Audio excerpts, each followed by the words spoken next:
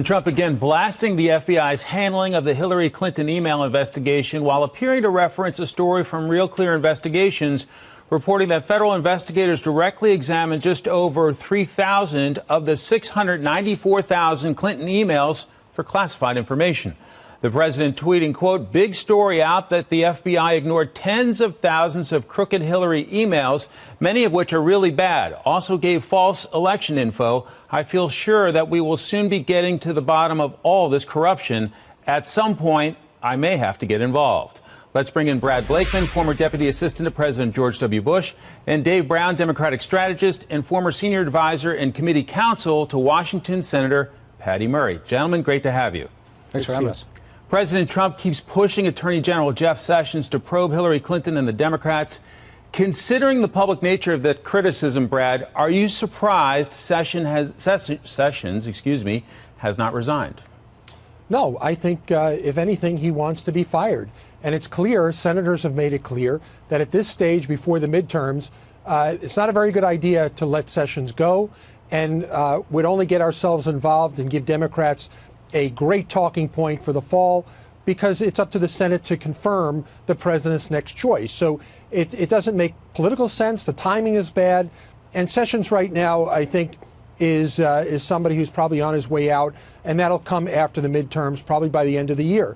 But the president, I don't think, has the leverage he thinks he does with regard to the FBI and the Justice Department, because you can't demand them to do something they just won't do. The only other thing to do would be to let people go. And the replacements, I don't think, are going to be any more favorable than what the president has now. Dave, should Attorney General Jeff Sessions resign in protest? And if he did, what would happen? Look, ultimately that's going to be a question for the Attorney General. I don't think he should resign in protest, because I actually think that he is doing what he's supposed to do as Attorney General, which is to maintain an independence of the Department of Justice from the White House, and rebuking and rejecting the president's attempts at political interference, not only with the business of the DOJ, but also with the FBI. And ultimately, let's be clear, I mean, all of this, why we're talking about this, is because the president wants to distract from the Mueller investigation. He feels the long arm of justice is inching closer to him. Two of his closest associates were indicted and then found guilty this week. And in fact, the president, as part of the Michael Cohen plea agreement, is all but in name an unindicted co-conspirator. So, no, I think Jeff Sessions should stay in office and do what he's supposed to do, which is to uphold the rule of law in the United States. Unindicted co-conspirator, Brad, you want to take aim at that? No, he is not. I think that's wishful thinking on the part of Democrats. The bottom line is the president, as of this date, there certainly is no collusion, which was the crux of the purpose of a special counsel. And any prosecutions, any guilty pleas that have been taken are personal to the people who are in trouble. It has nothing to do with the president. Now, guilt by association, David, is not a crime in America. Maybe you wish it to be, but that's not the state of affairs. Brett, I'm not currently. saying that. I'm not saying that guilt by association. I'm saying that part of the plea deal referred to a candidate number one, who's now the president of the United States, and that Michael Cohen was directed. But it doesn't mean the president did anything wrong. Directed to violate federal election law by that candidate. So look, the facts speak for themselves. And I think there's the broader no proof point, of that. Brett, I think the broader point is that the Mueller investigation has to be allowed to continue, because really we're not going to know. We're not going to know what we don't know until Mueller publishes his report. All right, so we'll mark you guys down as agreeing to disagree on that issue. Is there a double standard, Brad, in terms of the president's frustration that an NSA leaker got at least 5 years in prison, and he's saying that Hillary Clinton did not get any punishment? Absolutely. There is a double standard, and I understand the president's frustration, and he's rightfully to be frustrated. There are two standards. There's one for the Clintons and Democrats, and there's another for Republicans. If any other person had done what Hillary Clinton had done as a government employee, they would be in jail. There's no question about it. She got favorable treatment. The president is right to be frustrated. But at this point, there's very little the president can do. Maybe when he gets another person in as Attorney General, that will change. But I don't think that's going to change under this current Attorney General or this current FBI director. Dave, is it possible that other presidents have been frustrated with their attorneys general over the years, but just didn't come out and say it?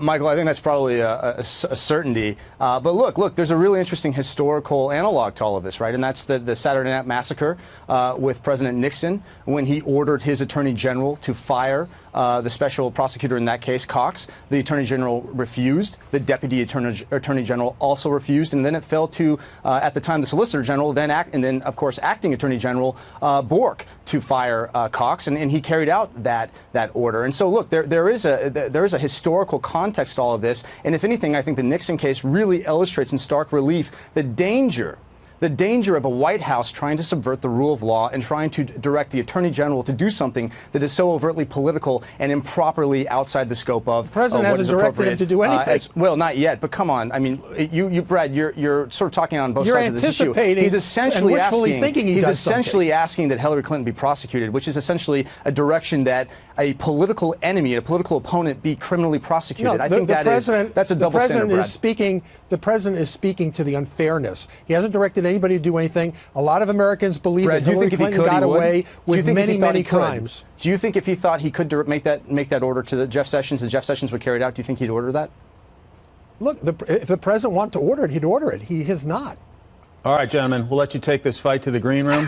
All right. Dave Brown, Brad Blakeman, thanks so much. Thank you. Joining me now, Seamus Bruner, who is Government Accountability Institute researcher and author of the book Compromised: How Money and Politics Drive FBI Corruption. I started reading this about 10 days ago, and it's stunning. And one of the more surprising revelations is how Comey and Mueller appear to have leveraged their relationship to get rich.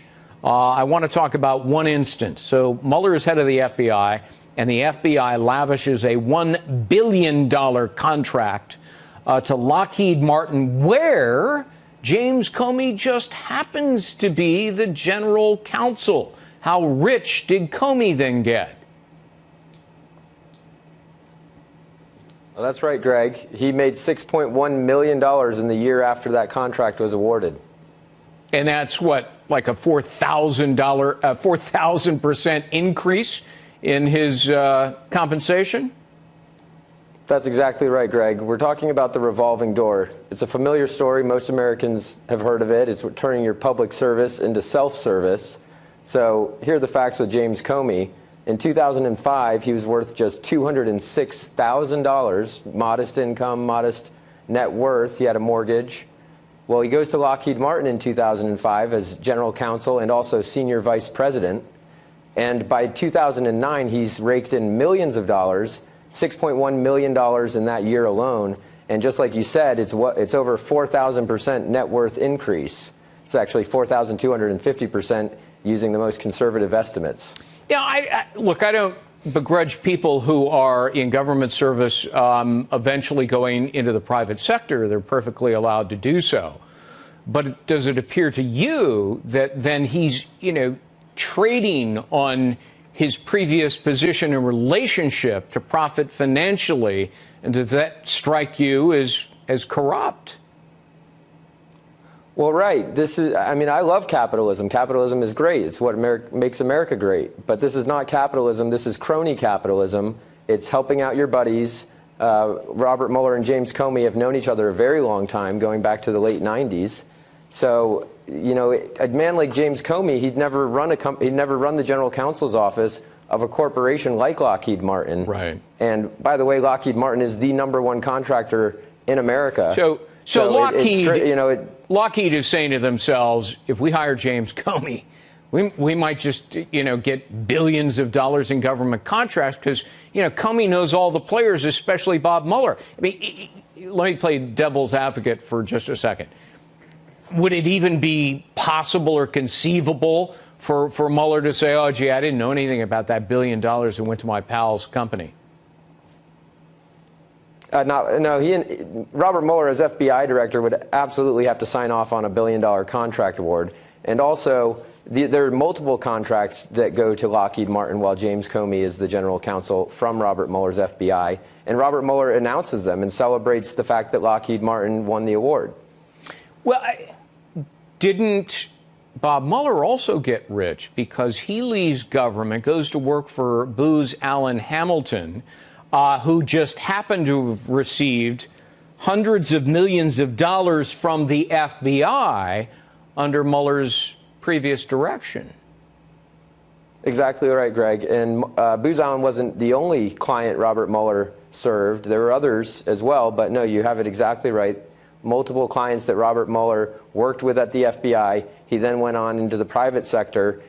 He and Comey kind of work as this tag team. Comey tags in, Mueller tags out. In 2013, Robert Mueller goes and sets up Robert Mueller and Associates, a consulting firm, and then also takes on clients through the firm WilmerHale, who, by the way, several attorneys from WilmerHale join Robert Mueller on his special counsel, Clinton-connected attorneys, no less.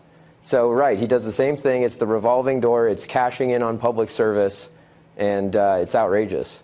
So there is, bottom line, a revolving door between government service and big business.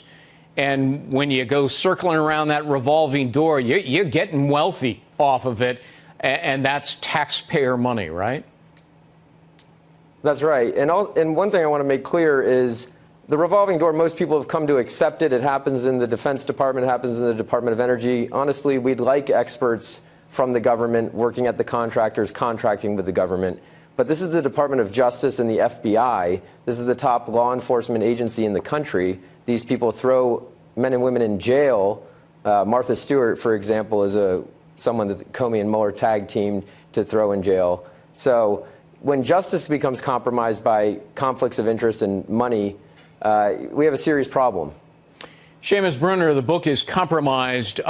Really amazing work. Thank you for being with us to share the stories. Gotta catch 'em all.